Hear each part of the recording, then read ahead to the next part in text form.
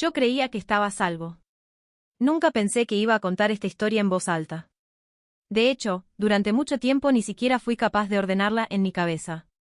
Cada vez que alguien me preguntaba por qué había dejado ese trabajo, respondía con frases cortas, evasivas.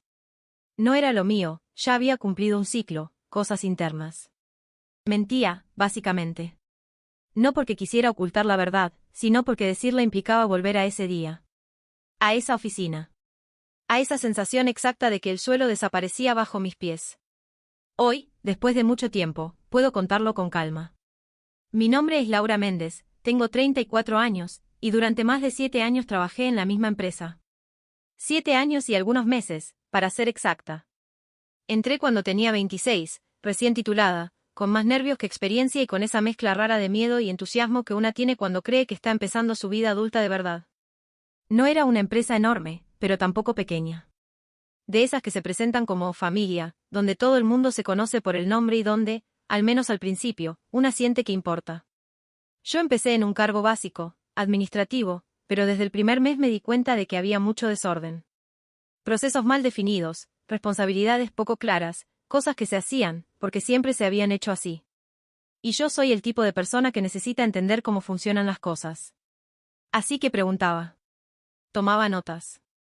Me quedaba un poco más tarde para revisar archivos. No porque nadie me lo pidiera, sino porque quería sentir que estaba haciendo bien mi trabajo. Poco a poco empecé a volverme útil. Luego necesaria. Luego imprescindible, aunque nadie lo dijera en voz alta. Con el tiempo me dieron más responsabilidades.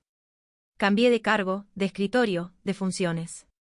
No de sueldo tanto como me habría gustado, pero sí de confianza. Mis jefes anteriores confiaban en mí. Sabían que si algo salía mal, yo iba a decirlo. Y si algo salía bien, no me iba a colgar la medalla. Nunca fui ambiciosa en el sentido clásico. No soñaba con ser gerente ni con tener poder. Mi ambición era otra, estabilidad. Seguridad. Saber que, mientras hiciera bien las cosas, nadie iba a moverme el piso. Por eso, durante mucho tiempo, creí que estaba a salvo. Mis días eran bastante predecibles. Llegaba siempre más o menos a la misma hora, saludaba al guardia, subía en el ascensor con las mismas caras conocidas. Me sentaba en mi escritorio, encendía el computador, revisaba el correo. Café tibio, agenda del día, pendientes. Había algo tranquilizador en esa rutina. Algo que te hace sentir que la vida está, de alguna manera, bajo control. Yo conocía cada rincón de la oficina. Sabía quién llegaba tarde, quién se iba antes, quién necesitaba que le recordaran las cosas y quién era mejor no molestar antes de las 10 de la mañana. Sabía a quién pedirle ayuda y a quién no confiarle nada importante. Era un ecosistema pequeño, y yo me movía en el con soltura. Por eso, cuando llegó Rodrigo Salinas, algo empezó a sentirse distinto. Rodrigo llegó recomendado. Eso siempre fue un dato importante, aunque nadie lo dijera explícitamente. Venía de otra empresa, con un cargo más alto, con un currículum que sonaba impresionante cuando lo leían en voz alta. Desde el primer día dejó claro que venía a ordenar la casa. Aquí hay muchas cosas que no funcionan, dijo en su primera reunión. Y yo no estoy aquí para caerle bien a nadie. Algunas personas asintieron. Otras se miraron entre sí, incómodas. Yo me limité a escuchar. Al principio, intenté ayudarlo. Le expliqué procesos, le mostré cómo funcionaban los flujos de trabajo, le advertí de algunos problemas que venían de antes. Pensé que eso era lo lógico, alguien nuevo necesita contexto. Rodrigo escuchaba, pero no preguntaba. Tomaba notas, pero no agradecía. A veces sentía que mis explicaciones le molestaban, como si mi conocimiento fuera una amenaza. Con el tiempo, esa sensación se confirmó. No fue algo grande al principio. Eran detalles. Comentarios como: eso ya lo sabía. No es necesario que expliques tanto. Déjalo, yo me encargo. Correos donde corregía cosas mínimas, pero siempre con copia a alguien más. Reuniones donde cuestionaba decisiones que yo había tomado hacía años, sin entender el contexto. Yo trataba de no tomármelo personal. Pensé que era su estilo. Que estaba marcando territorio. Que, con el tiempo, se iba a relajar. Pero no pasó. Al contrario. Mientras más cómoda me sentía yo en mi rol, más incómodo parecía sentirse él con mi presencia. Hubo un punto, más o menos 6 meses después de su llegada, en que el ambiente cambió del todo. Rodrigo empezó a pedirme cosas de último minuto. Cambios innecesarios. Informes duplicados. Correcciones que no tenían sentido práctico, pero que me obligaban a quedarme más tarde. Nunca lo decía abiertamente, pero era claro que estaba probando hasta donde podía empujar. Yo cumplía. No porque quisiera demostrar nada, sino porque pensaba que era temporal. Que eventualmente se cansaría. Lo que no entendía en ese momento era algo que aprendí después, de la peor manera posible. Hay personas que no quieren que hagas bien tu trabajo. Quieren que los hagas sentir superiores. Y yo no sabía hacer eso. Un par de meses antes de todo, Rodrigo me llamó a su oficina para hablar, a solas. Laura, me dijo, necesito que seas más flexible. ¿Flexible con qué? Pregunté. Con la forma en que se presentan las cosas. A veces no es necesario mostrar todo tan crudo. En ese momento no entendí del todo a qué se refería. Asentí, pero algo dentro de mí se tensó. Yo siempre había sido clara, directa, transparente. No sabía trabajar de otra manera. Salí de esa oficina con una sensación incómoda. Como si me hubieran pedido algo que aún no tenía nombre, pero que sabía que no iba a gustarme. Esa fue la primera vez que pensé, muy por encima. Quizás este lugar ya no es tan seguro como creía. Pero descarté la idea. Después de todo, llevaba años ahí.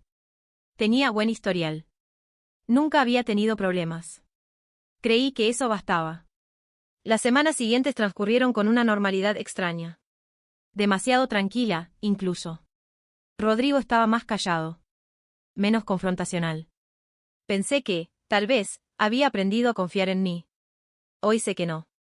Hoy sé que estaba preparando algo. Pero en ese momento, yo seguía con mi vida. Mis informes, mis pendientes, mis cafés de media mañana. Seguía creyendo que el trabajo duro protegía. Que la lealtad era recíproca. Que hacer lo correcto tenía sentido. Con el tiempo aprendí que las cosas importantes casi nunca llegan de golpe. Era un jueves por la tarde, uno de esos días en que la oficina ya estaba medio vacía y el cansancio se sentía en el aire. Yo estaba terminando unos pendientes cuando me llegó un mensaje por el chat interno. Laura, ¿puedes venir un momento? No era la primera vez. Rodrigo solía llamarme a última hora para revisar cosas. Aún así, sentí ese pequeño nudo en el estómago que ya se había vuelto habitual cada vez que veía su nombre en la pantalla. Caminé hasta su oficina con el computador bajo el brazo. La puerta estaba entreabierta. Pasa, dijo, sin levantar la vista. Entré. Cerré la puerta detrás de mí. Rodrigo estaba de pie, apoyado en el escritorio, con unos papeles extendidos frente a él. No parecía apurado. Más bien, parecía tenso. Como si estuviera conteniéndose. Necesito que revises esto, dijo, empujando los documentos hacia mí. Me acerqué y empecé a leer. Bastaron unos segundos para darme cuenta de que algo no estaba bien. No era un error pequeño. No era un descuido. Eran datos que no coincidían, decisiones mal justificadas, cifras que habían sido movidas de lugar para que el resultado final se viera mejor de lo que realmente era. Sentí un frío recorrerme la espalda. Rodrigo, dije con cuidado, estos números no coinciden con los respaldos. Él suspiró, como si ya esperara esa respuesta. Lo sé. Entonces, empecé a decir. Por eso necesito que los ajustes antes de enviarlos a gerencia. Levanté la vista. ¿Ajustarlos cómo? Rodrigo me miró fijo. Sus ojos no parecían enojados. Parecían calculadores. Haz que se vean mejor. Ahí lo entendí todo. Hubo unos segundos de silencio entre nosotros. Un silencio espeso, incómodo. Yo miraba los papeles. Él me miraba a mí. Mi cabeza empezó a trabajar rápido. Si hacía lo que me pedía, los informes saldrían bonitos. Nadie haría preguntas. Todo seguiría igual. Pero si alguien revisaba esos datos con atención, la responsabilidad iba a caer sobre mí. Porque yo era la analista. Yo era quien firmaba esos informes. Yo era quien los preparaba. No puedo hacer eso, dije finalmente. Rodrigo frunció ligeramente el ceño. ¿Por qué no? Porque no reflejan la realidad, respondí. Puedo enviar los datos reales con una explicación técnica. Eso sí. Rodrigo soltó una risa corta, sin humor. Laura, no seas complicada. Esa frase me golpeó más de lo que esperaba. Todo el mundo hace esto, continuó. No te estoy pidiendo que inventes nada, solo que presentes la información de una forma más conveniente. Pero no es conveniente, dije. Es engañoso. Rodrigo se enderezó. Su tono cambió. Escúchame bien, dijo. Esto es una orden. Sentí el peso de esas palabras caer sobre mí. Orden. No petición. No sugerencia. Orden. Mi corazón empezó a latir más rápido. Sabía que ese momento era importante. Sabía que lo que dijera a continuación iba a tener consecuencias. No, dije. Fue una palabra pequeña, pero en ese contexto sonó enorme. Rodrigo me miró como si no hubiera escuchado bien. ¿Cómo? No voy a hacerlo, repetí. No así. El silencio volvió a instalarse entre nosotros, pero esta vez era distinto. Más tenso. Más peligroso. Rodrigo se quedó mirándome unos segundos que parecieron eternos. Luego, lentamente, volvió a sentarse en su silla. Está bien, dijo. Déjalo ahí. Tomó los papeles y los guardó en una carpeta, sin mirarlos. Puedes retirarte. Eso fue todo. No hubo gritos. No hubo amenazas explícitas. No hubo discusión. Pero algo había cambiado. Lo sentí en la piel. A partir de ese momento, el trato de Rodrigo hacia mí se volvió distinto. Más frío. Más distante. Más hostil, aunque siempre dentro de los márgenes de lo correcto. Empezó a excluirme de reuniones importantes. A pedirme cosas imposibles de cumplir en plazos ridículos. A cuestionar mi trabajo frente a otros, con comentarios disfrazados de preocupación. Laura, esto no está tan claro como debería. Laura, esperaba más de alguien con tu experiencia. Laura, ¿estás segura de que puedes con esta carga? Yo seguía cumpliendo. Seguía llegando temprano. Seguía entregando todo a tiempo. Pero ya no era suficiente. Había pasado a ser un problema. Empecé a dudar de mí misma. Me preguntaba si había exagerado. Si debería haber sido más flexible. Si realmente valía la pena arriesgar mi estabilidad por unos números. Pero cada vez que volvía a pensar en esos informes, algo dentro de mí se afirmaba. No podía hacerlo. No así. No para proteger a alguien que estaba dispuesto a usarme como escudo. Hubo señales que hoy veo con claridad, pero que en ese momento minimicé. Rodrigo empezó a pedirle a otros que revisaran mi trabajo. Recursos Humanos me pidió, de repente, actualizar mi descripción de cargo. Un día, sin razón aparente, me preguntaron por mis evaluaciones pasadas. Todo parecía normal, pero no lo era. Era como si el suelo se estuviera preparando para ceder. Y yo seguía caminando encima, sin saberlo. Durante las 2 semanas siguientes, Rodrigo se mostró extrañamente tranquilo. No volvió a mencionar los informes. No volvió a presionarme. Yo pensé que, tal vez, había decidido dejar el tema ahí. Hoy sé que no. Hoy sé que, mientras yo seguía haciendo mi trabajo, él estaba tomando decisiones en silencio. Decisiones que me incluían. Decisiones que yo no conocía. Decisiones que pronto me dejarían fuera de todo. La última semana antes de mi despido fue extraña. Rodrigo casi no me habló. No me pidió nada nuevo. No me llamó a su oficina. Fue como si yo ya no existiera. Recuerdo haber pensado, incluso, que algo bueno estaba pasando. Que el conflicto se había desinflado. Que todo volvía a la normalidad. Nada más lejos de la verdad. El día antes de que todo se derrumbara, terminé de trabajar un poco más tarde de lo habitual. Guardé mis cosas, apagué el computador y miré mi escritorio. Nunca imaginé que esa sería la última vez que lo vería así. Ordenado. Con mis fotos. Con mi taza de siempre. Salí de la oficina sin sospechar nada. Al día siguiente, Rodrigo me llamaría a su oficina. Y mi vida laboral cambiaría para siempre. Hay momentos que una recuerda con una claridad casi dolorosa. No porque hayan sido largos, ni especialmente intensos en apariencia, sino porque marcaron un antes y un después tan brutal que el cerebro se aferra a cada detalle, como si necesitara entender exactamente en qué segundo todo se rompió. El día de mi despido fue así. Todavía puedo recordar la hora exacta en que llegué a la oficina, 8:43 de la mañana. El cielo estaba gris, como casi siempre, y hacía frío. Nada fuera de lo común. Yo no sabía que estaba entrando por última vez como trabajadora de ese lugar. Ese martes desperté cansada, pero tranquila. Me preparé como siempre, ducha rápida, café en casa, ropa cómoda pero formal.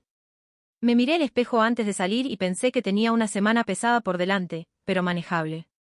Nunca imaginé que no iba a llegar al viernes. Llegué a la oficina, saludé al guardia, subí en el ascensor con dos compañeros que hablaban de una serie que yo no veía. Sonreí, asentí, escuché a medias. Me senté en mi escritorio y encendí el computador. Correo nuevo. 1. Breve. Laura, ¿puedes pasar por favor a mi oficina? El remitente, Rodrigo Salinas. Sentí ese nudo en el estómago que ya se había vuelto familiar. Aún así, pensé que sería otra revisión, otro comentario innecesario, algo molesto pero manejable. Me levanté casi de inmediato. El pasillo hacia la oficina de Rodrigo me pareció más largo de lo normal. Cada paso resonaba demasiado fuerte en mi cabeza. A mitad de camino pensé en volver atrás, terminar lo que estaba haciendo, ir más tarde. No lo hice. La puerta estaba cerrada. Toqué. Pasa, dijo su voz desde adentro. Abrí la puerta. Y ahí lo vi. Rodrigo estaba sentado detrás de su escritorio. Frente a él, Carolina, de Recursos Humanos, con una carpeta gruesa apoyada sobre las piernas. No me sonrió. Nadie lo hizo. En ese instante, algo dentro de mí se tensó por completo. Hola, dije, con una sonrisa que no me salió natural. Hola, Laura, respondió Carolina, con un tono demasiado neutro. Rodrigo no levantó la vista de los papeles que tenía frente a él. Siéntate, dijo. Me senté. La silla estaba fría. Incómoda. Como si no fuera mía. Rodrigo respiró hondo, acomodó los papeles y recién entonces levantó la vista. Vamos a ser breves, dijo. Esa palabra, breves, se me quedó clavada en el pecho.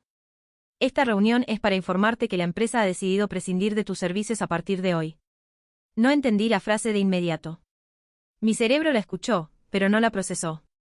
Necesité unos segundos para unir las palabras y darle sentido. ¿Cómo? Dije. ¿Perdón? Rodrigo no repitió la frase. Simplemente continuó. Hemos evaluado tu desempeño y consideramos que no estás alineada con los objetivos del área. Sentí que el aire se me iba de los pulmones. Eso no puede ser correcto, respondí. Nunca he tenido una evaluación negativa. Siempre he cumplido con mis metas. Carolina bajó la mirada. Rodrigo me miró por primera vez directamente. Su expresión no era de enojo. No era de incomodidad. Era de indiferencia. La decisión está tomada, dijo. No hubo más explicación. No hubo ejemplos concretos. No hubo advertencias previas. No hubo una conversación real. Solo esa frase. La decisión está tomada. Rodrigo deslizó una carpeta por el escritorio hacia mí. Carolina se inclinó un poco, como si quisiera intervenir, pero no dijo nada. Aquí está la documentación, dijo Rodrigo. El finiquito y la carta de despido. Miré la carpeta sin tocarla. Todo estaba preparado. Todo estaba decidido. Sin mí. Quiero una copia de todo, dije finalmente. Y no voy a firmar nada hasta hablar con un abogado. Rodrigo se encogió de hombros. Estás en tu derecho. Eso fue todo. Ni una palabra más. Ni un agradecimiento por los años. Ni una disculpa. Ni siquiera una explicación decente. Carolina se levantó de la silla. Te acompaño a tu puesto para que retires tus cosas, dijo. Ese fue el momento en que algo dentro de mí se quebró. Caminamos juntas por el pasillo. Yo iba en silencio. Ella unos pasos detrás de mí. Sentía las miradas de mis compañeros. Algunas curiosas. Otras incómodas. Otras directamente evitándome. Nadie sabía qué decir. Nadie sabía qué preguntar. Yo tampoco. Llegamos a mi escritorio. Carolina se quedó de pie, observando, como si yo pudiera hacer algo indebido. Empecé a guardar mis cosas en una caja. Mi taza. Mis cuadernos. Un par de fotos. Un chal que siempre dejaba en la silla. Cada objeto que guardaba era un golpe más. 7 años reducidos a una caja de cartón. Algunos compañeros se acercaron tímidamente. ¿Estás bien? ¿Qué pasó? No supe qué responder. Después hablamos, dije, sin mirarlos. No quería llorar ahí. No quería quebrarme frente a ellos. Sentía la garganta cerrada. Los ojos ardiendo. Respiraba hondo para no perder el control. Cuando terminé, Carolina me indicó que ya podíamos irnos. Caminamos hacia la salida en silencio. El guardia me miró con sorpresa cuando me vio salir con una caja en los brazos. Me abrió la puerta sin decir nada. El aire frío de la calle me golpeó la cara. Ahí, por primera vez, sentí que todo era real. Ya no trabajaba ahí. Llegué al auto, dejé la caja en el asiento trasero y me senté frente al volante. No arranqué de inmediato. Me quedé ahí, mirando al frente, sin ver nada. Sentía una mezcla rara de emociones, rabia, tristeza, vergüenza, incredulidad. Pensaba en todo lo que había hecho por ese lugar. En las horas extra. En los favores. En la lealtad. Y, aún así, había sido descartada en 10 minutos. Mientras manejaba de vuelta a casa, una pregunta no dejaba de repetirse en mi cabeza. ¿En qué momento dejé de importar? No tenía respuesta. Solo tenía una certeza amarga. Algo no estaba bien. Y todavía no sabía lo peor. Esa noche no dormí. No porque estuviera pensando sin parar, sino porque cada vez que cerraba los ojos sentía la misma escena repitiéndose una y otra vez, Rodrigo sentado detrás de su escritorio, Carolina con la carpeta, y esa frase dicha con total frialdad. La decisión está tomada. Me di vueltas en la cama durante horas. Miré el reloj demasiadas veces. A las 3 de la mañana dejé de intentarlo. Me levanté. La casa estaba en silencio. Demasiado silencio. Ese tipo de silencio que hace que tus propios pensamientos suenen más fuerte. Me preparé un té que no me tomé completo y me senté frente al computador. No tenía un plan. No sabía exactamente qué estaba buscando. Solo sentía, muy dentro, que algo no cuadraba. Durante 7 años trabajé ahí. 7. Conocía los procesos, los errores comunes, las omisiones típicas, las decisiones apuradas. Sabía cuando algo se hacía mal, incluso si nadie lo decía en voz alta. Y lo de ese día no tenía sentido. No había advertencias previas. No había evaluaciones negativas. No había correos de alerta. Nada. Y aún así, me habían despedido como si fuera una carga. Encendí el computador. Mi correo corporativo seguía activo. Eso me sorprendió. Normalmente, cuando alguien es despedido, el acceso se corta de inmediato. Pero ahí estaba. Mi bandeja de entrada cargando como si nada hubiera pasado. Sentí un escalofrío. Entré. Correos sin leer. Copias. Cadenas internas. Todo seguía ahí. No sabía si era un error técnico o simple descuido, pero decidí aprovecharlo. No por venganza. No por curiosidad morbosa. Por claridad. Empecé a buscar correos relacionados con los proyectos que yo manejaba. Especialmente uno, el proyecto Andina, el más grande del último año. Ese proyecto era prácticamente mío. Yo había coordinado equipos, revisado informes, advertido riesgos. Y, sobre todo, había enviado un correo clave hacía 3 semanas. Lo recordaba perfectamente. Lo encontré. Asunto, riesgo crítico de revisión urgente. Lo abrí. Ahí estaba. Mi mensaje, claro, directo, sin rodeos. En él advertía un error grave en una proyección financiera que, de no corregirse, podía generar una pérdida millonaria y problemas legales. Lo había enviado a Rodrigo. Con copia a su jefe. Y a 2 personas más del comité. Lo releí con calma. No había exageraciones. No había errores. Todo estaba fundamentado. Y entonces lo vi. Rodrigo había respondido. 2 días después. Respuesta corta. Fría. Despectiva. Revisado. No corresponde alarmarse. Continúa según lo planificado. Eso fue todo. Pero lo verdaderamente importante no estaba ahí. Estaba en los correos siguientes. 4 días después de su respuesta, apareció otro correo. Esta vez del área legal.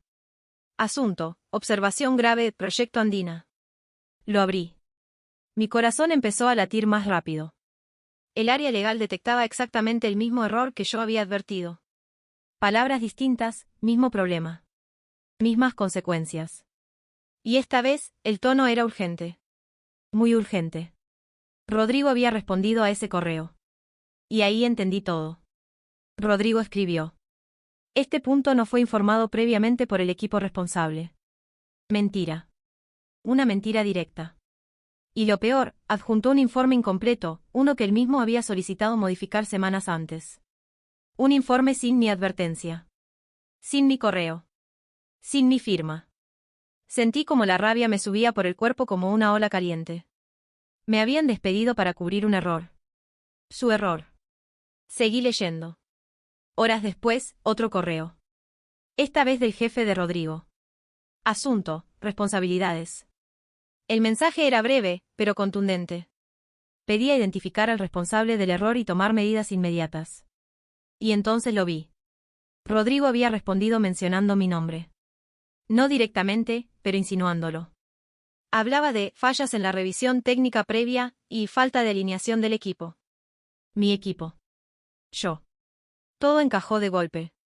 Me quedé mirando la pantalla durante varios minutos sin moverme. No lloré. No grité. Sentí algo distinto. Una calma peligrosa. La certeza absoluta de que yo no había sido despedida por incompetencia, ni por desempeño, ni por alineación. Había sido usada como escudo. Sacrificada. Guardé todo. Correos. Fechas. Respuestas. Archivos adjuntos. Hice copias. Capturas. Respaldos. Cada clic era una mezcla de nervios y determinación. No sabía todavía qué iba a hacer con esa información, pero sí sabía algo muy claro. No me iba a quedar callada. Cuando cerré el computador, ya estaba amaneciendo. Me senté en el borde de la cama, con la luz entrando por la ventana, y pensé en lo irónico de todo. El día anterior me había ido sintiéndome pequeña. Insegura. Culpable. ¿Y ahora? Ahora sabía la verdad. Ese mismo día pedí hora con un abogado laboral. No quería venganza. Quería justicia. Quería que alguien, por primera vez, mirara esa historia completa y dijera en voz alta lo que yo ya sabía. Que lo que habían hecho no solo era injusto. Era grave. Y todavía no sabían que yo tenía todas las pruebas. La oficina del abogado quedaba en un edificio antiguo del centro. De esos que no intentan parecer modernos, pero que transmiten algo que a mí me hacía falta en ese momento, solidez. Subí por el ascensor lento, con paredes de metal opaco, y mientras subía sentí algo parecido al vértigo. No era miedo exactamente. Era la sensación de estar cruzando una línea invisible. Hasta hacía 2 días yo era empleada. Ahora era alguien que iba a cuestionar a una empresa. Y eso, me di cuenta, no es algo que se haga a la ligera. El abogado se llamaba Esteban Morales. Tendría unos 50 y tantos años, voz calmada, mirada atenta. No hablaba de más. Eso me tranquilizó. Cuéntame todo desde el principio, me dijo. Sin resumir. Y lo hice. Hablé durante casi 1 hora. Le conté sobre el ambiente laboral, sobre Rodrigo, sobre las decisiones unilaterales, sobre el proyecto, el despido, la caminata humillante, la noche sin dormir. Y finalmente, le mostré los correos. Uno por uno. Esteban no me interrumpía. Solo asentía de vez en cuando. Tomaba notas. A veces fruncía el ceño. Cuando terminé, cerró la carpeta lentamente.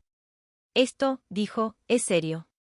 Esa frase, dicha por alguien externo, fue como una validación que no sabía que necesitaba. ¿Qué tan serio? Pregunté. Esteban respiró hondo. Despido injustificado, al menos. Pero además hay indicios claros de negligencia administrativa y encubrimiento. Sentí un escalofrío.